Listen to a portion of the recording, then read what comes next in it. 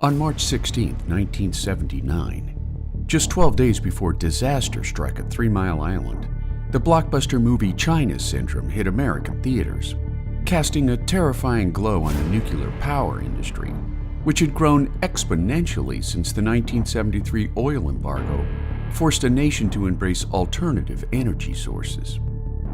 Built atop an island on the Susquehanna River, some 10 miles from Pennsylvania's state capital at Harrisburg, at 4 a.m. on March 28th, a pressure valve in the Unit 2 reactor at 3 Mile Island jammed in the open position, spilling radioactive cooling water into adjoining buildings.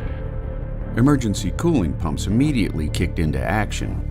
However, trained employees of the Metropolitan Edison Company misread the situation, shutting off the emergency coolant system, which in turn heated the uranium core to over 4,000 degrees Fahrenheit, just 1,000 degrees short of a full reactor meltdown.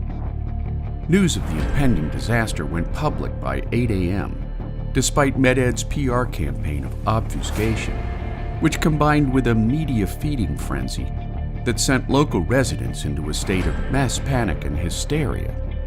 12 hours later, Med-Ed nuclear engineers came to grips with their mistake, restarting the cooling pumps, which dropped core temperatures with less than an hour to spare before a complete meltdown became a reality.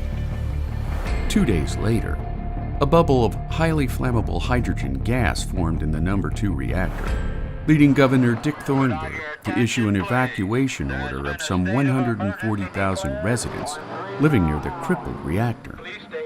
With nerves at a breaking point, President Jimmy Carter, a trained nuclear engineer who had helped dismantle a damaged Canadian reactor while serving in the U.S. Navy, arrived on site to calm the runaway fears of distressed locals and the American public at large.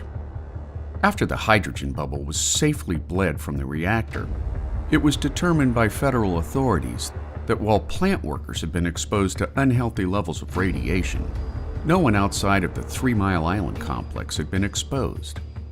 Once stabilized, a robotic camera was dropped into the core, revealing a complete meltdown of some 50% of the reactor's uranium fuel rods. The accident galvanized anti-nuclear activists throughout the United States, effectively ending all growth in a once promising industry.